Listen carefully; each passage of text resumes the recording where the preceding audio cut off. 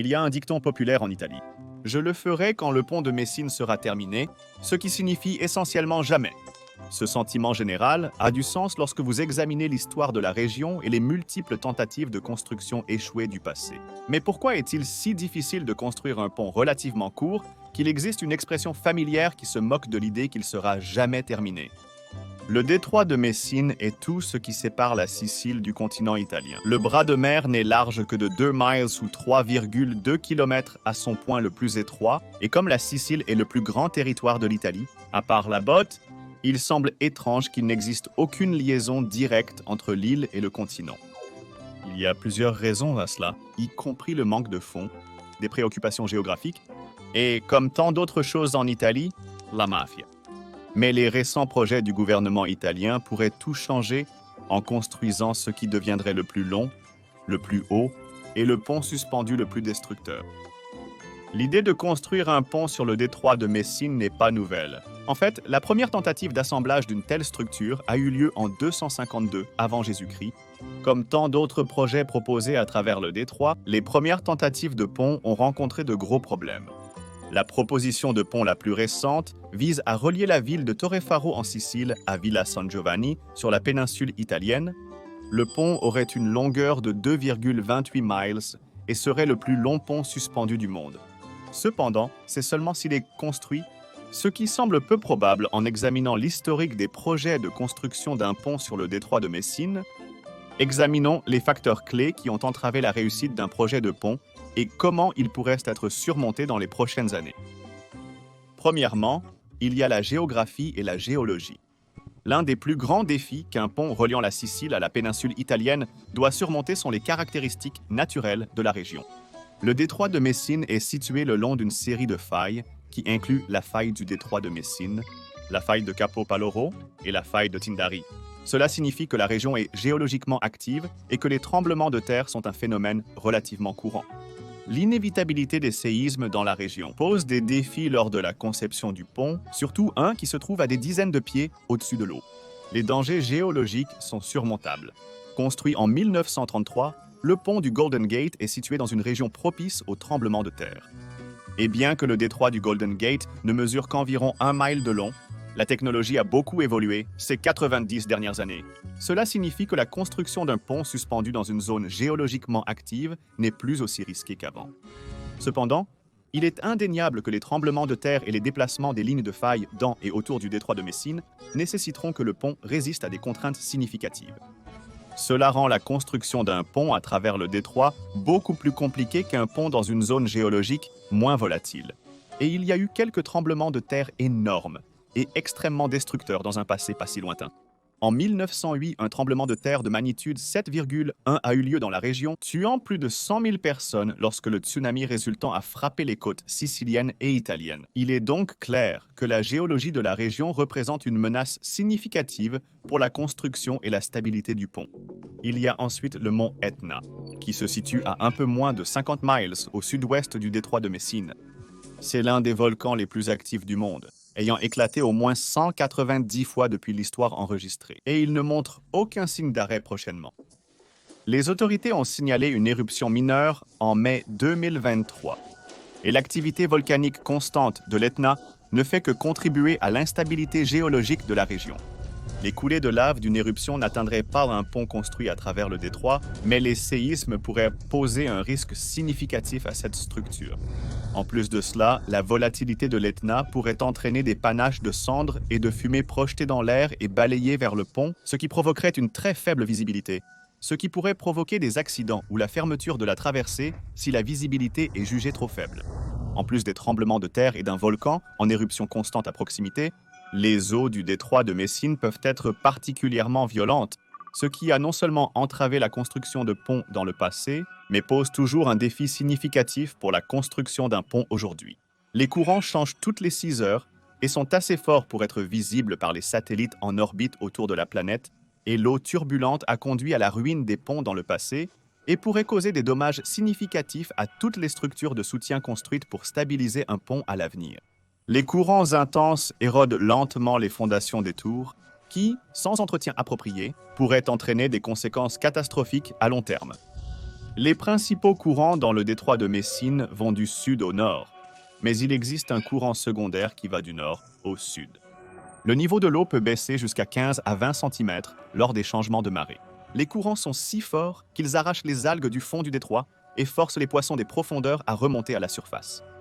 La profondeur des eaux est en moyenne d'environ 90 mètres avec la mer Tyrrhénienne au nord et la mer Ionienne au sud, chacune ayant ses propres particularités qui peuvent entraver la construction d'un pont.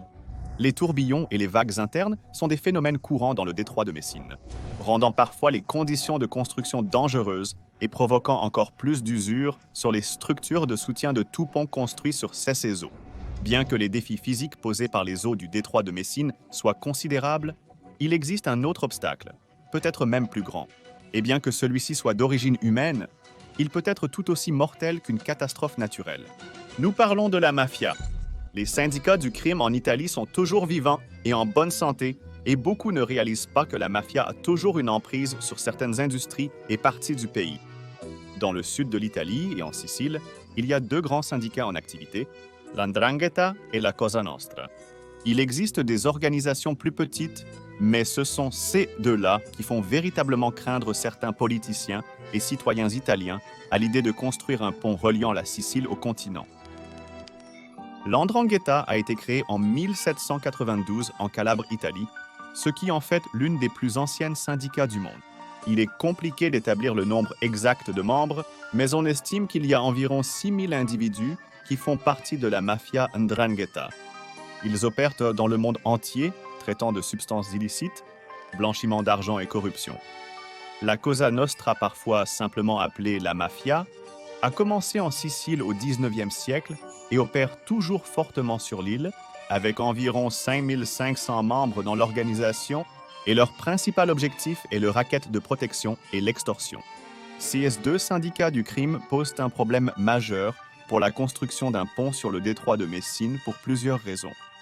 Premièrement, il a été découvert lors de récentes perquisitions et arrestations de membres de la Cosa Nostra que la direction de l'organisation est contre la construction du pont. Des informateurs ont dit aux autorités que les chefs craignent que le pont n'apporte plus d'emplois et d'opportunités, ainsi qu'un afflux d'argent en Sicile. Puisque la Cosa Nostra opère en se nourrissant de la pauvreté et du sous-développement de la région, cela menacerait certaines de ses activités les plus rentables. Il y a ensuite le fait que la construction du pont lui-même pourrait tomber entre les mains des syndicats du crime et de leurs filiales. Cela mènerait sûrement à l'extorsion et à de petites économies, mettant en question la fiabilité et la sécurité du pont.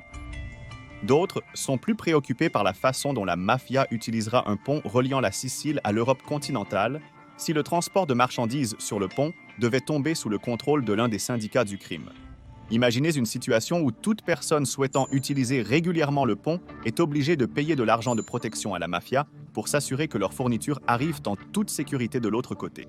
Le gouvernement italien a tenté de réduire les craintes que la mafia n'infiltrera la construction et le fonctionnement quotidien du pont. Et l'ancien vice-premier ministre italien Matteo Salvini a même déclaré qu'il n'est pas préoccupé par l'infiltration criminelle du projet, car le gouvernement italien sera en mesure de garantir que le meilleur italien, les entreprises européennes et mondiales y travaillent, et qu'il y aura des organes de surveillance pour chaque euro investi sur le pont. Malheureusement, la même chose a été dite de nombreuses fois. Pourtant, les syndicats du crime continuent de s'insinuer dans certaines parties du gouvernement et de la vie des gens. Ce sera une tâche monumentale de construire un pont sur le détroit de Messine, mais il pourrait être encore plus difficile de tenir la mafia à l'écart. Mais la mafia n'est pas le seul gros poisson dans le détroit de Messine dont il faut se méfier. Il y a aussi, de gros poissons. Les eaux et les terres de chaque côté du détroit de Messine sont extrêmement importantes pour la faune de la région. La région est un point d'arrêt crucial pour les oiseaux migrateurs et les mammifères marins. On estime qu'environ 300 espèces d'oiseaux traversent le détroit chaque année. Elle a aussi une très haute concentration de biodiversité, qui pourrait être irrémédiablement endommagée par la construction d'un pont reliant la Sicile et la péninsule italienne. Avec tous les grands projets de pont, le sol de chaque côté de la structure devra être déchiré et nivelé. Des barges et des navires seront constamment en opération dans les eaux à travers le détroit. Et il y a toujours l'inévitable ruissellement de produits chimiques, de métaux lourds et de polluants dans les eaux, les zones humides et les écosystèmes environnants près de la construction. le processus de construction pourrait entraîner la mort directe et indirecte de milliers d'organismes et pourrait même avoir des effets durables sur les schémas de migration des espèces entre l'Afrique et l'Europe. Le détroit de Messine est en fait protégé par la directive Habitat de l'Union européenne. Cela a conduit le Fonds mondial pour la nature à lancer une série de poursuites contre le gouvernement italien pour arrêter complètement la construction du pont, car cela violerait l'accord qui a accordé la protection aux terres autour du détroit. Pour la plupart des environnementalistes, leur principale préoccupation concernant un pont sur le détroit de Messine est qu'il perturbera gravement les mouvements migratoires des oiseaux de mer et des mammifères marins, et avec le haut niveau de biodiversité, il y a beaucoup qui seraient impactés. Les espèces qui seraient affectées incluent, mais ne sont pas limitées à des bondrées apivores, des faucons d'éléonore, des busards des roseaux, des milans noirs, des thons, des germons, des espadons méditerranéens et des espadons. Les dauphins, les rorquals communs, les grands requins blancs et les requins à 6 branchies à nez émoussé utilisent également le détroit. Cependant, c'est le cachalot qui serait l'espèce qui souffrirait le plus si un pont était construit à travers le détroit de Messine. C'est par cette voie navigable que les cachalots migrent entre leurs zones de reproduction le long de la mer Tyrrhénienne et le reste de la Méditerranée, où il y a une abondance de nourriture. Si la route migratoire est bloquée en raison de la construction du pont, cela pourrait nuire à l'espèce.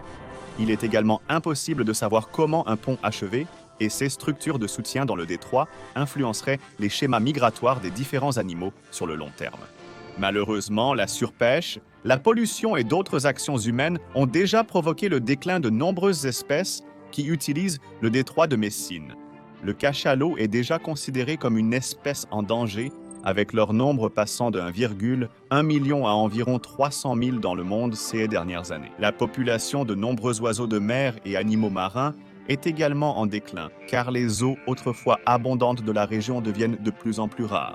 Par conséquent, de nombreux écologistes soutiennent qu'un pont reliant la Sicile à la péninsule italienne pourrait avoir des conséquences imprévues, peut-être même en poussant certaines espèces à l'extinction.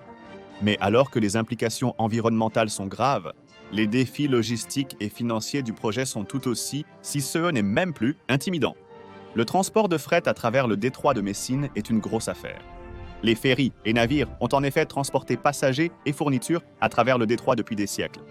Cela signifie que l'infrastructure autour des ports, des quais et les voies de transport dans la région ont tous été construits pour relier ces voies maritimes au reste de la Sicile et de l'Italie, ce qui semble faciliter la construction du pont. Cependant, le pont sur le détroit de Messine ne serait pas situé là où l'infrastructure existe déjà. On estime que le projet de construction coûterait environ 4,5 milliards d'euros, soit 4,96 milliards de dollars, juste pour construire le pont lui-même. Puis, un autre 6,7 milliards d'euros ou 7,4 milliards de dollars seraient nécessaires pour construire l'infrastructure permettant de relier le pont aux principales voies de circulation. Actuellement, les trajets en ferry se font de Villa San Giovanni sur le continent à Messine en Sicile. C'est là que la plupart des infrastructures de voyage ont été construites en raison du fait que c'est la principale route entre la Sicile et le continent depuis des décennies. Le pont sur le détroit est prévu pour être situé à plus de 5 miles au nord, où il y a relativement peu d'infrastructures en place. Les nouvelles voies de communication reliant le pont aux principaux centres de la Sicile et de la péninsule italienne sont estimées à environ 11 milliards de dollars, ce qui pourrait représenter jusqu'à la moitié du coût total du projet. Afin de payer rétroactivement les coûts de construction, le gouvernement italien prévoit d'instaurer des péages pour les voyageurs traversant le pont.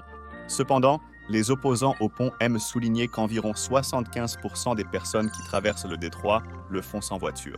Il est très peu probable qu'ils achètent des véhicules juste pour traverser le pont, bien que il est estimé que la traversée du pont ne réduira le temps de voyage que de 15 minutes.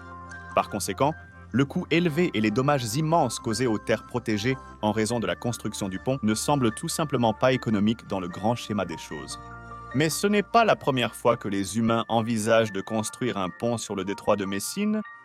Alors, revenons maintenant en arrière et examinons les tentatives passées de construire un pont reliant la Sicile et la péninsule italienne, où il deviendra probablement rapidement évident que certains des problèmes auxquels les gens modernes sont confrontés ont également entravé la construction de ponts dans le passé.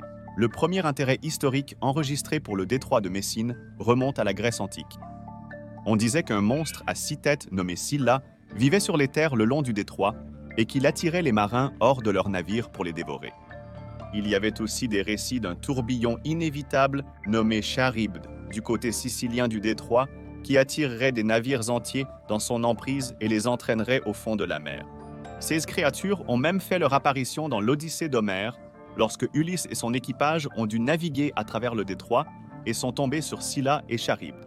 Ulysse a ordonné à son équipage de diriger le navire loin de Charybde, ce qui les a dangereusement rapprochés de Scylla, qui a arraché 6 hommes du navire et les a dévorés. Bien que certains aspects de ces histoires soient clairement fabriqués, ils montrent à quel point les eaux autour du détroit de Messine peuvent être dangereuses.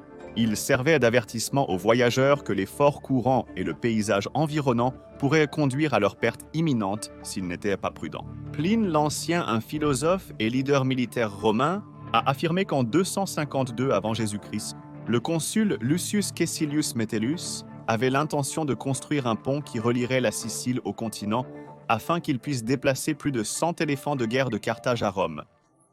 Son plan était d'utiliser des milliers de barils reliés ensemble avec des plateformes sur le dessus pour faire marcher son armée à travers. Cependant, cela n'aurait probablement jamais fonctionné en raison du poids immense des pachydermes et des forts courants qui traversent le détroit de Messine, et il y a de bonnes chances que Pline l'Ancien ait tout simplement inventé toute cette histoire. Au 1er siècle après Jésus-Christ, Pline a conçu le concept du pont de tonneaux.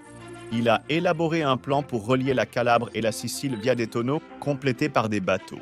Le problème était qu'à ce stade, il y avait plus de navires traversant le détroit que de personnes voulant traverser ces eaux.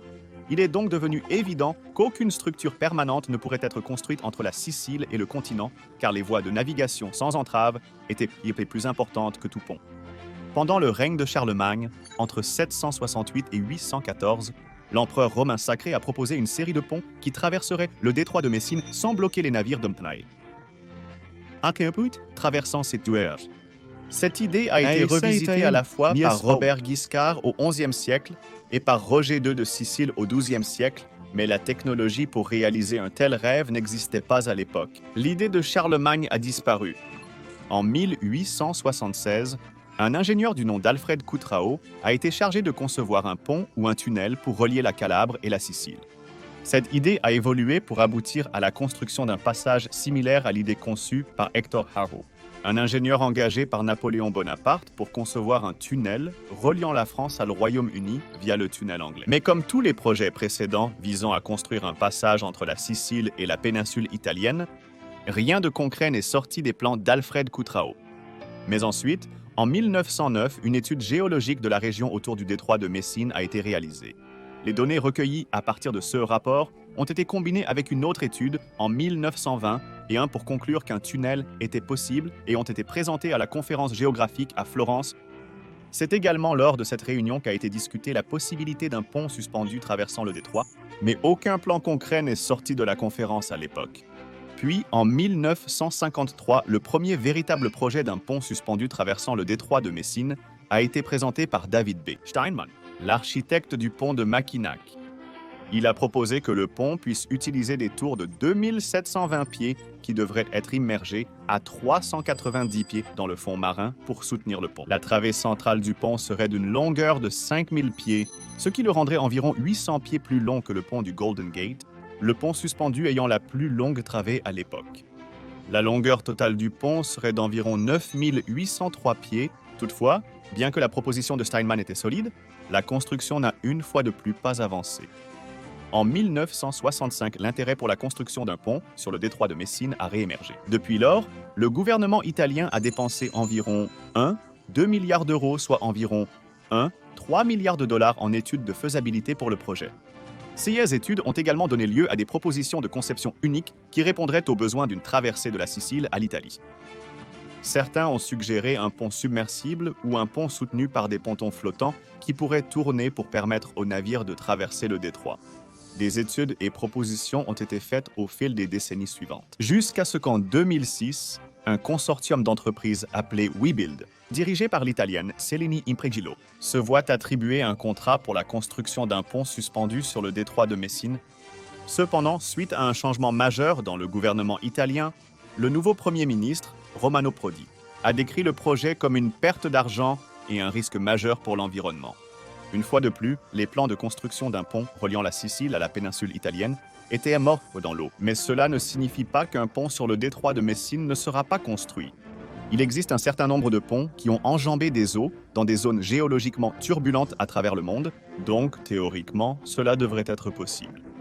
La longueur du pont est un obstacle majeur, mais des exploits d'ingénierie incroyables ont été réalisés dans le passé, et un pont reliant la Sicile à l'Italie continentale pourrait être le prochain. Juste pour contextualiser ce qui doit être construit, jetons rapidement un coup d'œil à certains des ponts à extension les plus longs du monde avant d'examiner les plans actuels pour un pont sur le détroit de Messine. Le troisième plus long pont suspendu du monde est le pont du fleuve Yangtze à Wuhan, en République populaire de Chine, qui mesure 1700 mètres de long et a été achevé en 2019, tandis que le deuxième plus long pont suspendu du monde est le pont Akashi-Kaikyo à Kobe au Japon, qui a été achevé en 1998 et mesure 1991 mètres de long. Le plus long pont suspendu existant est le pont Kanakali de 1915, qui traverse les Dardanelles en République de Turquie. Il a en fait été terminé en 2022, pas en 1915. Cette partie du nom rend hommage à la victoire navale ottomane et il mesure 2022 mètres de long. Cependant, le pont actuellement proposé en Italie pour relier la Sicile au continent serait presque 3 fois plus long que le pont de Sanacal de 1915. Donc, bien que ces 3 ponts soient plus courts que ceux qui est proposés en Italie, ils démontrent tout de même que des prouesses d'ingénierie vraiment incroyables sont possibles si elles sont bien réalisées. Mais examinons la nouvelle proposition de pont de l'Italie à travers le détroit de Messine pour voir s'il s'agit réellement d'un projet viable. En 2023, la première ministre Giorgia Meloni et son gouvernement ont signé une loi qui a donné le feu vert à la construction d'un pont suspendu reliant la Sicile et la péninsule italienne. Il est suggéré que la première pelletée de terre officielle pourrait avoir lieu dès juillet 2024, mais le peuple italien ne retient pas son souffle. Le pont proposé du détroit de Messine aurait une longueur d'environ 2 miles. Les tours de pylônes auraient une hauteur de 1248 pieds une fois terminés, ce qui ferait de la structure non seulement le pont le plus long du monde, mais aussi le plus haut. Il s'élèverait à 249 pieds au-dessus de l'eau pour permettre aux navires de marchandises, aux paquebots de croisière et à d'autres embarcations de passer sous lui. Le pont du détroit de Messine est conçu pour résister à des vents de 300 km/h et permettrait à la circulation de continuer à passer même si les vents atteignaient 150 km/h. Il y aura 3 voies de circulation dans chaque direction. 2 d'entre elles seront normales pour la circulation et une voie d'urgence. Les lignes de train au milieu du pont permettront aux navetteurs et aux visiteurs sans voiture un trajet abordable entre la Sicile et le continent sans prendre un ferry. Selon la proposition actuelle, le pont pourrait accueillir 6000 voitures et camions qu'il traverse chaque heure et 200 trains chaque jour.